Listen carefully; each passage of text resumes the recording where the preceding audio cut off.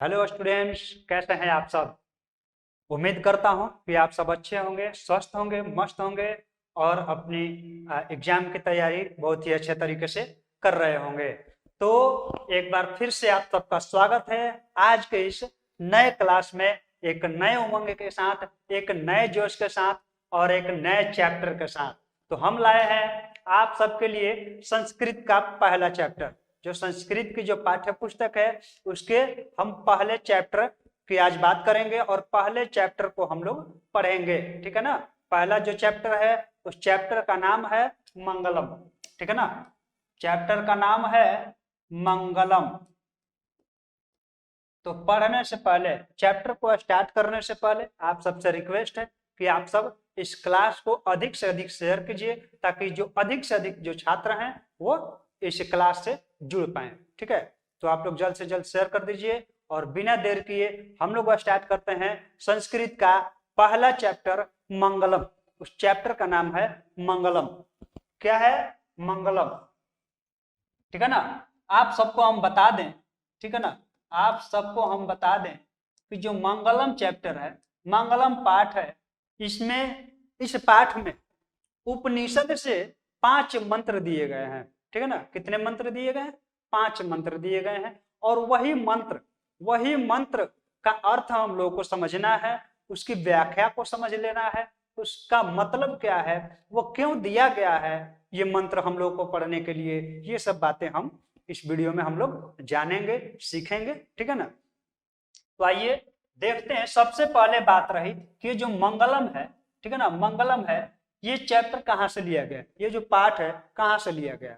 तो हम आप सबको बता दें कि ये जो पाठ है उपनिषद से लिया गया है, ठीक है ना। उपनिषद से। कहाँ से लिया गया है? उपनिषद से। उपनिषद से लिया गया, ठीक है। उपनिषद से लिया गया है, ठीक है। हम लोग को पता है उपनिषद कितने होते हैं, उपनिषदों की संख्या कितनी है बताइए आप लोग, जल्दी से कमेंट करके बताइए उपनिषदों की संख्या कितनी है। तो आप सबको पता होगा, अगर नहीं पता होगा तो आप जान लीजिए उपनिषद की जो संख्या है वो है 108। कितनी? 108 उपनिषद हैं। और इसमें से इस जो चैप्टर में 5 मंत्र दिए गए हैं वो 4 उपनिषदों में से लिए गए हैं, ठीक है ना।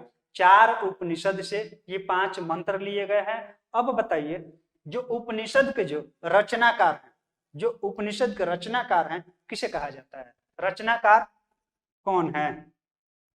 वेद व्यास, ठीक है। वेद व्यास को वेद व्यास को वेद व्यास को उपनिषद की रचनाकार इस चैप्टर के वेद व्यास हैं, ठीक है ना। वेद व्यास रचनाकार हैं और ये जो 5 मंत्र हैं वो 4 उपनिषदों को मिलाकर के लिए गए हैं, ठीक है। और कौन कौन उपनिषद से लिए गए हैं, ठीक है ना, देख लेते हैं। सबसे पहले हम बता दें कि एक है ईशावास्य। ईशावास्य से एक मंत्र लिया गया है, ईशावास्य से एक मंत्र लिया गया है। इसके बाद कठोपनिषद से एक मंत्र लिया गया है। इसके बाद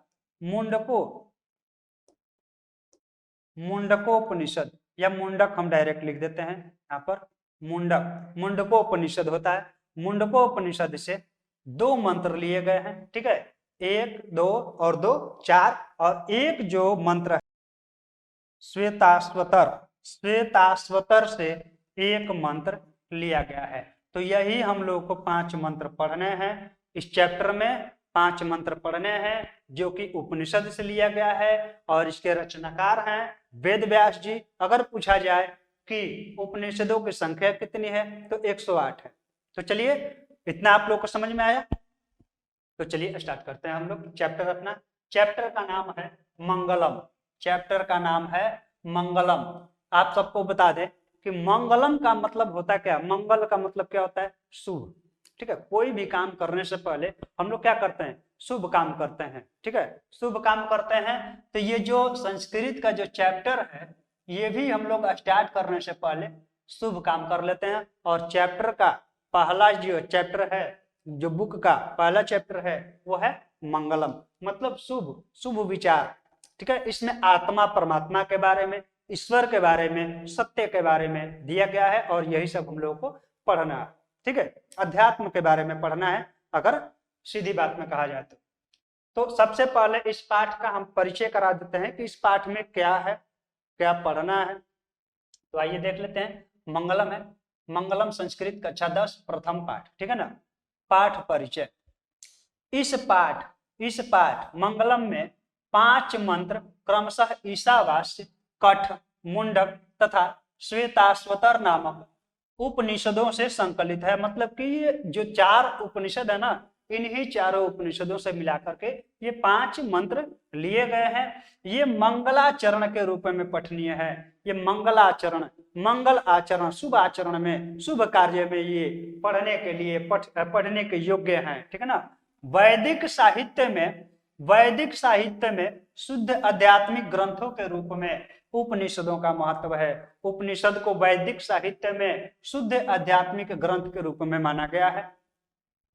इन्हें पढ़ने से परम सत्य क्या है, यहां पर ध्यान दीजिएगा। परम सत्य का मतलब क्या हुआ?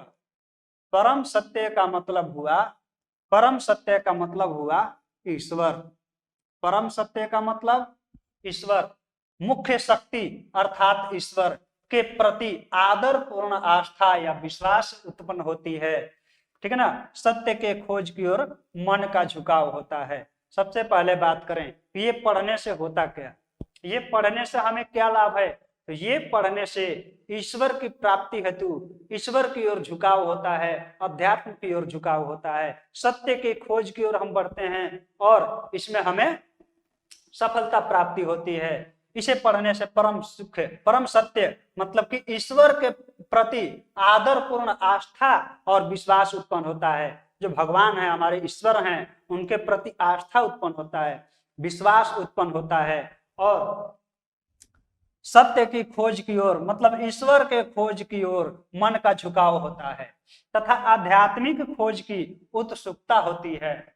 उपनिषद ग्रंथ विभिन्न वेदों से संबंध है और उपनिषद जो है किससे संबंध है? वेदों से। वेदों से संबंधित उपनिषद है। तो चलिए अब स्टार्ट करते हैं। ये जो इस पाठ का जो पहला, ये तो पहला नहीं है, अभी इसी के बारे में दिया गया है, उपनिषद के बारे में दिया गया है। ये जो पहला लाइन है, पहला पैराग्राफ यहाँ से यहाँ तक, ये क्या है? ये मंत्र नहीं है, मंत्र अभी आगे है, अभी मंत्र नहीं है ये वाला उपनिषद के बारे में दिया गया है कि उपनिषद क्या। ठीक है, उपनिषद क्या है। तो आइए सबसे पहले हम लोग जानते हैं उपनिषद के बारे में। देखिए, उपनिषदः वैदिक वाङ्मयस्य अंतिमे भागे दर्शन शास्त्र से परमात्मनः महिमा प्रधानतया ज्ञेयते। ठीक है ना। जो वैदिक साहित्य के उपनिषद जो है वैदिक साहित्य के अंतिम भाग में क्या दिया है? अंतिम भाग में दर्शन शास्त्र, अंतिम भाग में दार्शनिक सिद्धांत को प्रकट करते हैं और उसमें परमात्मा के महिमा का प्रधान रूप से गायन हुआ है। किसमें? उपनिषद में जो है परमात्मा के महिमा का प्रधान रूप से गायन हुआ है। तेन परमात्मना जगत व्याप्त मनुशासितम चास्ति।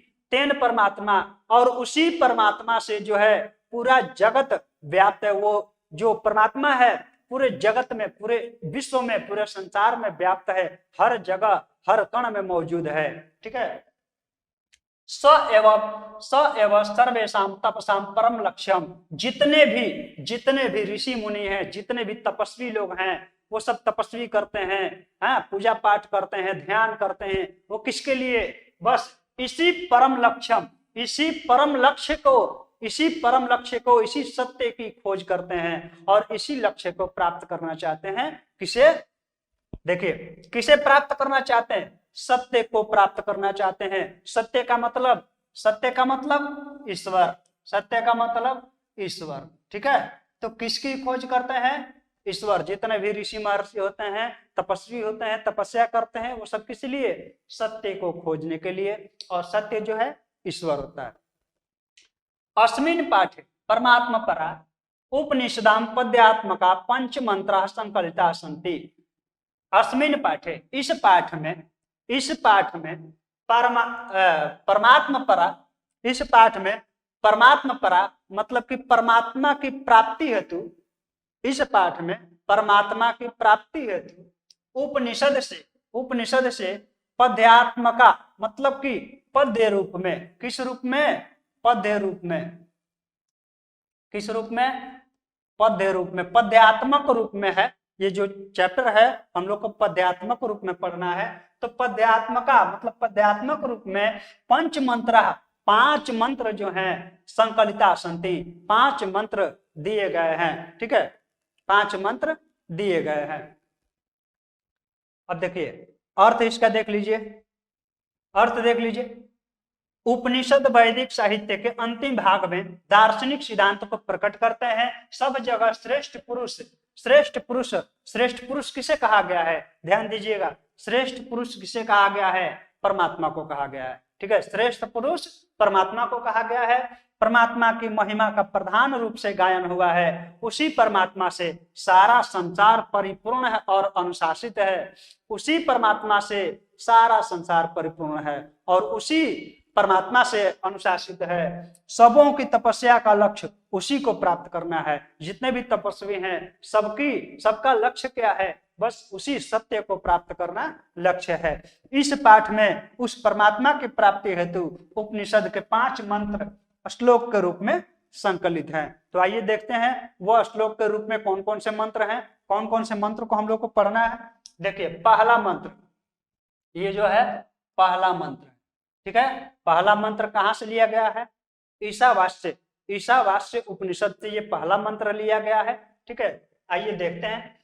हिरण्मयेन पात्रेण सत्यास्तपिहितम सत्यस्य अपिहितम मुखम तत्वं पुखना पावृणो सत्य धर्माय दृश्यते। देखिए इसका अर्थ है हे प्रभु, हे प्रभु, सत्य का मुख जो है सोने जैसा आवरण से ढका हुआ है। सत्य धर्म की प्राप्ति के लिए उस आवरण को हटा दें। इस श्लोक से क्या अर्थ मिलता है?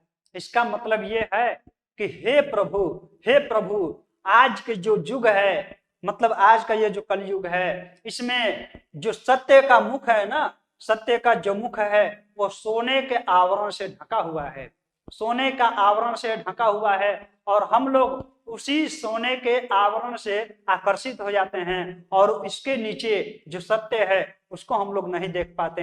तो हे प्रभु कृपा करें, उस आवरण को, उस सोने जैसा आवरण को आप हटा दें ताकि हमें जो सत्य है वो मिल सके, सत्य की प्राप्ति हो सके, सत्य को हम लोग देख सकें, जान सकें। अब इसकी व्याख्या भी यहीं पे दिया गया है।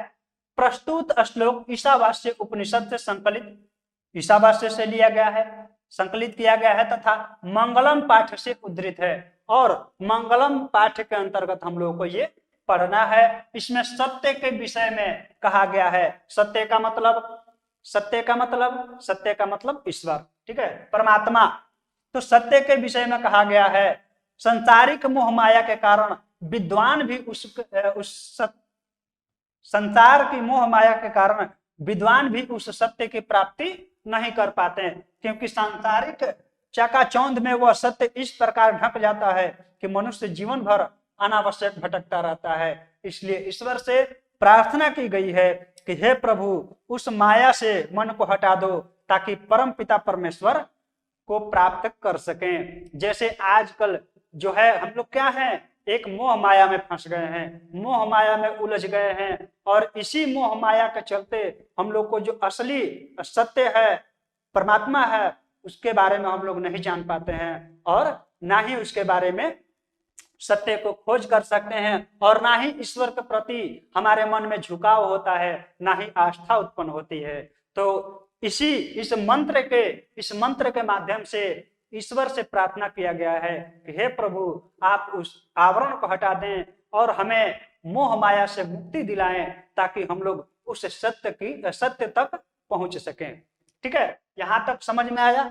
ये मंत्र रहा आपका, ये अर्थ है और ये उसकी व्याख्या है। इसको अगर आप पीडीएफ के रूप में प्राप्त करना चाहते हैं तो इस वीडियो के डिस्क्रिप्शन बॉक्स में पीडीएफ मिल जाएगा।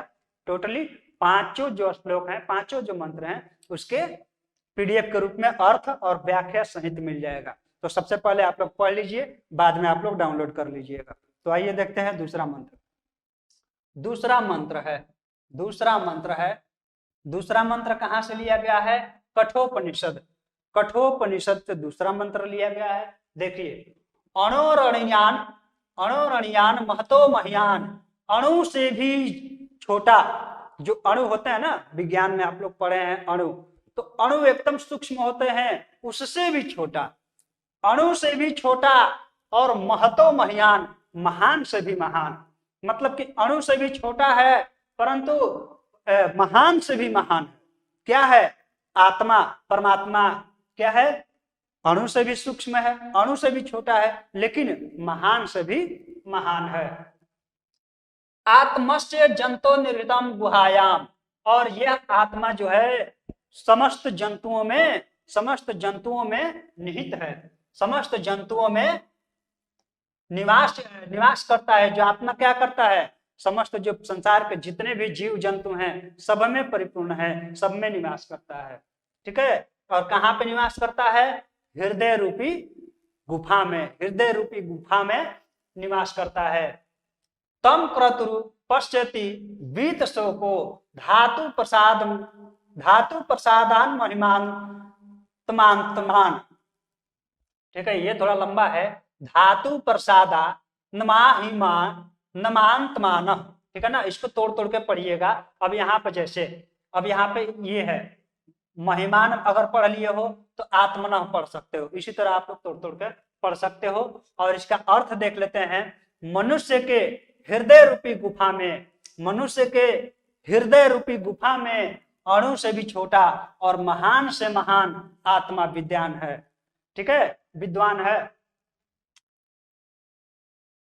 मनुष्य के हृदय रूपी गुफा में अणु से भी छोटा और महान से महान आत्मा विद्यमान है। विद्वान शोक रहित होकर उस श्रेष्ठ परमात्मा को देखता है। विद्वान जो है ना, शोक रहित मतलब शोक से परे, उसे शोक भी प्रभावित नहीं करती। शोक से दूर हटकर उसे क्या करते हैं? उस श्रेष्ठ परमात्मा को देखते हैं। विद्वान लोग क्या करते हैं? शोक रहित होकर के उस परमात्मा को, श्रेष्ठ परमात्मा को देखते हैं। आइए इसका व्याख्या देख लेते हैं। प्रस्तुत श्लोक कठोपनिषद से संकलित तथा मंगलम पाठ से उद्धृत है। इसमें आत्मा के स्वरूप तथा निवास के विषय में बताया गया है। विद्वानों का कहना है कि आत्मा मनुष्य के हृदय में सूक्ष्म से भी सूक्ष्म तथा महान से भी महान रूप में विद्यमान है। जब जीव सांसारिक मोह माया का त्याग कर हृदय में स्थित आत्मा से साक्षात्कार करता है, तब उसकी आत्मा महान परमात्मा में मिल जाती है और सारे जीव सांसारिक बंधनों से मुक्त हो जाते हैं। इसलिए भक्त प्रार्थना करता है कि हे प्रभु हमें उस अलौकिक का मतलब होता है पवित्र, अलौकिक प्रकाश से आलोकित करो। हम शोक रहित होकर अपने आप को महान परमात्मा में एकाकार हो सके। प्रभु से विनती किया गया है कि हमें ऐसा मार्गदर्शन दें कि हम उस श्रेष्ठ परमात्मा को देख सकें, उस श्रेष्ठ परमात्मा की प्राप्ति कर सकें। ठीक है ना, इसी श्लोक के माध्यम से ये प्रार्थना किया गया है ईश्वर से। तो समझ में आया ये जो है श्लोक, और इसके बाद इसका जो अर्थ है, और इसके बाद ये व्याख्या। अगर एग्जाम में व्याख्या करने के लिए आ जाता है तो समझिए कि 5 नंबर का आपका काम हो जाएगा। ठीक है ना, चलिए आगे बढ़ते हैं। देखिए ये है तीसरा क्या है? सत्यमेव जयते नान्यतम। सत्य की हमेशा जीत होती है। हमेशा किसकी जीत होती है? हमेशा सत्य की जीत होती है, झूठ की नहीं। पहले लाइन में यही है कि सत्य की हमेशा जीत होती है, सत्य ही जीतता है, झूठ नहीं। सत्येन पंथा बीततो देवयान। और सत्य का जो राह है वही देव को, ईश्वर को प्राप्त कर सकता है। ये ना कर्मंत ऋषियो ह्याप्तम कामा यत्र तत्र सत्यस्य परम निधानम। ठीक है, इसका अर्थ देख लेते हैं। सत्य की ही जीत होती है, झूठ की नहीं। सत्य से ही देवलोक का रास्ता प्राप्त होता है। ऋषि लोग देवलोक को प्राप्त करने के लिए उस सत्य को प्राप्त करते हैं जहां सत्य का भंडार है। जो ऋषि लोग हैं वो देवलोक को कैसे प्राप्त करते हैं? उसी सत्य को प्राप्त करते हैं। सत्य के राह पर चलते हुए, सत्य के मार्ग पर चलने से ईश्वर की प्राप्ति होती है, उस सत्य की प्राप्ति होती है, उस परमात्मा की प्राप्ति होती है। ठीक है, इसका व्याख्या यहाँ पर दिया गया है। प्रस्तुत श्लोक मुंडक उपनिषद से लिया गया है। किस उपनिषद से? मुंडक उपनिषद से लिया गया है तथा मंगलम पाठ से लिया गया है। इसमें सत्य के महत्व पर प्रकाश डाला गया है। किस पे? सत्य के महत्व पर। सत्य के महत्व पर प्रकाश डाला गया है। ऋषियों का संदेश है कि संसार में सत्य की ही जीत होती है। हालांकि देखो क्वेश्चन कैसे पूछा जाएगा। क्वेश्चन ये पूछा जाता है कि जो पाठ है, पाठ का पहला मंत्र किस उपनिषद से लिया गया था, ऐसा करके क्वेश्चन आता है। अब मान लीजिए यही दिया रहेगा और ये जो मंत्र दिया रहेगा तो क्वेश्चन दे देगा कि यह मंत्र जो है किस उपनिषद से लिया गया है, यह मंत्र किस उपनिषद से लिया गया है। तो आप लोग बता सकते हैं कि मुंडक उपनिषद से लिया गया है। किस उपनिषद से लिया गया है? मुंडक उपनिषद से लिया गया है। देखिए, असत्य या झूठ की नहीं, तात्पर्य यह है कि ईश्वर की प्राप्ति सत्य की आराधना से होती है, न कि सांसारिक विषय वासना में डूबे रहने से होती है। संसार मोह माया है तथा ईश्वर सत्य है। संसार क्या है? संसार मोह माया है और ईश्वर जो है वही सत्य है। सत्य क्या है? ईश्वर है। और जो संसार है एक माया का जाल है। मोह माया में हम लोग फंसे हुए हैं, इसलिए हम सत्य तक नहीं पहुंच पा रहे हैं, उनके दर्शन नहीं हो रहे हैं। अतः जीव जब तक उस सत्य मार्ग का अनुसरण नहीं करता है तब तक वह सांसारिक मोह माया में जकड़ा रहता है। जब तक हम सत्य के राह पर, सत्य के मार्ग पर नहीं चलेंगे तब तक तो मोह माया में हम लोग क्या रहेंगे? जकड़े रहेंगे। इसलिए उस सत्य की प्राप्ति के लिए जीव को सांसारिक मोह माया से दूर रहने वाला भाव से कर्म करना चाहिए, क्योंकि सिर्फ ईश्वर ही सत्य है, इसके अतिरिक्त सब कुछ असत्य है। इस संसार में देखा जाए तो सिर्फ एक ही सत्य है और वो सत्य है ईश्वर। बाकी जितना भी है, ईश्वर को छोड़कर बाकी जितना भी है सब असत्य है। सिर्फ एक ही सत्य है कि ईश्वर सत्य है। ठीक है, अगला देख लेते हैं। अगला है 4 नंबर मंत्र। ये भी मुंडकोपनिषद से लिया गया है। कहां से? मुंडकोपनिषद से लिया गया है। ठीक है, मुंडकोपनिषद लिख देते हैं यहाँ पर, याद रहना चाहिए आप लोगों को। मुंडकोपनिषद से लिया गया है। देखिए, यथा नद्यः स्यन्दमानः समुद्रे अस्त गच्छन्ति नाम रूपे विहाय तथा विद्वान नाम रूपाद विमुक्तः परात् परम पुरुष मुपैति दिव्यम। जिस प्रकार नदियां बहती हुई अपने नाम और रूप को त्याग कर समुद्र में मिल जाती है, उसी प्रकार विद्वान अपने नाम और रूप को त्याग कर परम पिता परमेश्वर की प्राप्ति करते हैं। जैसे यहाँ पर उदाहरण दिया गया है कि जैसे नदी क्या करती है? नदी बहती है और जब समुद्र में मिलती है तो अपना अस्तित्व खो देती है। समुद्र में मिलने के बाद अपना अस्तित्व खो देती है। उसी प्रकार हमें अगर परम पिता परमेश्वर को पाना है तो फिर उनमें लीन हो जाकर और अपने अस्तित्व को छोड़ देना है। ठीक है, तो अपना जो अस्तित्व है, अपने नाम को, अपने रूप को त्याग कर उसी में लीन हो जाना है, परम पिता परमेश्वर में लीन हो जाना है। ठीक है, अब इसका व्याख्या देख लेते हैं।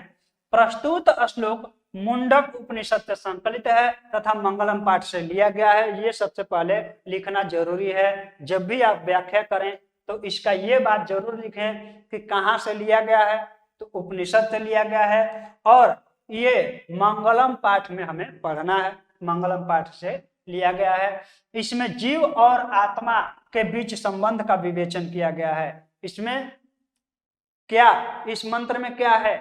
जीव और आत्मा के बीच में संबंध का विवेचन किया गया है। ऋषियों का कहना है, ऋषियों का कहना है कि जिस प्रकार बहती हुई नदियां समुद्र में मिल जाती है, उसी प्रकार विद्वान ईश्वर के अलौकिक प्रकाश में मिलकर जीव योनि से मुक्त हो जाता है। जीव तभी तक माया जाल में लिपटा रहता है जब तक उसे आत्मज्ञान नहीं होता है। आत्मज्ञान होते ही जीव मुक्ति पा जाता है। हम लोग माया जाल में कब तक फंसे हुए हैं? हम लोग माया जाल में कब तक फंसे हुए हैं? जब तक हमें आत्मज्ञान नहीं मिला है। आत्मज्ञान जब तक नहीं मिला है हम लोग माया के जाल में फंसे हुए हैं। और जिस दिन हमें आत्मज्ञान मिल जाए, जिस दिन आत्मज्ञान मिल गया, उस दिन हम क्या करेंगे? उस दिन क्या करेंगे? इस जीव से मुक्ति मिल जाएगी। ये जो जीवन है इससे मुक्ति मिल जाएगी और हमें ईश्वर तक पहुंच सकते हैं, ईश्वर तक पहुंच सकते हैं, उस सत्य तक पहुंच सकते हैं। चलिए आगे देख लेते हैं। अंतिम है, पांचवा मंत्र है और ये श्वेताश्वतर।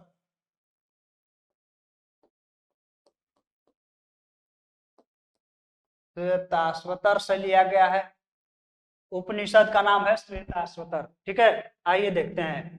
वेदाहमेतम पुरुषम महांतम, ठीक है, आदित्य वर्णम तमसा प्रस्तात तमेव विदित्वाति मृत्यु मेति नान्य पंथा विद्यते यनाय। ठीक है, मुझे ही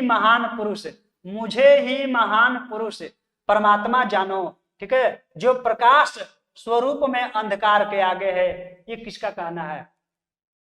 ईश्वर कहते हैं कि मुझे ही महान पुरुष परमात्मा जानो, जो प्रकाश स्वरूप में अंधकार के आगे है, जो अंधकार से आगे है और प्रकाश स्वरूप में है। ठीक है ना, उसी को जानकर मृत्यु को प्राप्त किया जाता है। इसके अलावा दूसरा कोई मार्ग नहीं है। अर्थात आत्मज्ञान के बिना मोक्ष की प्राप्ति संभव नहीं है। जब तक आत्मज्ञान नहीं मिलेगा तब तक हमें मोक्ष की प्राप्ति नहीं होगा।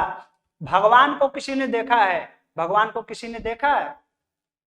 किसी ने नहीं देखा है। हम लोग जो पूजा पाठ करते हैं वो एक मूर्ति के रूप में एक अनुमान लगाया गया है, एक कल्पना की गई है कि भगवान ऐसे होंगे, इतने सुंदर होंगे, ऐसे ऐसे करके मूर्ति फोटो जो बनाए जाते हैं वो बनाए जाते हैं। लेकिन दरअसल भगवान को किसी ने देखा नहीं है। तो भगवान किस रूप में है? अलौकिक रूप में है, अलौकिक रूप में है, निरंकार रूप में है, मतलब कि एक ज्योति के रूप में है। ठीक है, एक ज्योति के रूप में है जो प्रकाश स्वरूप में अंधकार के आगे है। उसी को जानकर मृत्यु को प्राप्त किया जाता है। इसके अलावा दूसरा कोई मार्ग नहीं है। इसके अलावा दूसरा कोई रास्ता ही नहीं है। अर्थात आत्मज्ञान के बिना मोक्ष की प्राप्ति संभव नहीं है। जब तक आत्मज्ञान नहीं मिलेगा तब तक मोक्ष की प्राप्ति असंभव है। व्याख्या देख लेते हैं। प्रस्तुत श्लोक श्वेताश्वतर उपनिषद से संकलित तथा मंगलम पाठ से उद्धृत है। इसमें परम पिता परमेश्वर के विषय में कहा गया है। ऋषियों का मानना है कि ईश्वर ही प्रकाश का पुंज है। ध्यान दीजिए, ईश्वर ही प्रकाश का पुंज है। उन्हीं के भव्य दर्शन से सारा संसार आलोकित होता है। उन्हीं के दर्शन से, जब ईश्वर प्रकाश का पुंज है तो ईश्वर की सहायता से ही पूरा संसार चल रहा है, ईश्वर की मदद से ही चल रहा है। तो उन्हीं के भव्य दर्शन से सारा संसार आलोकित होता है। ज्ञानी लोग उस ईश्वर को जानकर सांसारिक विषय वासनाओं से मुक्ति पाते हैं। जो ज्ञानी लोग होते हैं उस ईश्वर को जानकर सांसारिक विषय वासनाओं से मुक्ति पाते हैं। इसके अलावा दूसरा कोई रास्ता नहीं है। इसके अलावा दूसरा कोई भी रास्ता नहीं है। ईश्वर को पाना है तो फिर हमें सत्य के मार्ग पर चलना होगा, सत्य के मार्ग पर चलना होगा। ठीक है, उस परमात्मा के बारे में जानना होगा। हमें मोह माया के जाल से निकलकर आगे बढ़ना होगा, मोह माया से परे होना पड़ेगा, उस आत्मा के बारे में सोचना पड़ेगा, उस परमात्मा के बारे में सोचना पड़ेगा। ठीक है, इस चैप्टर से क्या शिक्षा मिलती है? इस पाठ से हमें क्या शिक्षा मिलती है? इस पाठ से हमें क्या शिक्षा मिलती है? इस पाठ से यही शिक्षा मिलती है कि हमेशा हमें सत्य की राह पर चलना है, सत्य की राह पर चलना है, हमेशा सत्य की राह पर चलना है। ईश्वर के प्रति ईश्वर के प्रति श्रद्धा भाव रखना है, आस्था रखना है, विश्वास रखना है।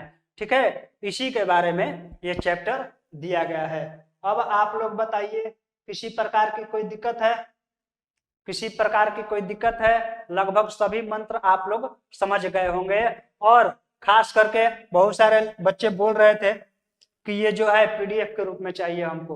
तो पीडीएफ के रूप में अगर आप लोग को चाहिए तो इस वीडियो के डिस्क्रिप्शन बॉक्स में आप सबको पीडीएफ के रूप में प्राप्त हो जाएगा, या फिर टेलीग्राम चैनल का लिंक में मिल जाएगा डिस्क्रिप्शन बॉक्स में।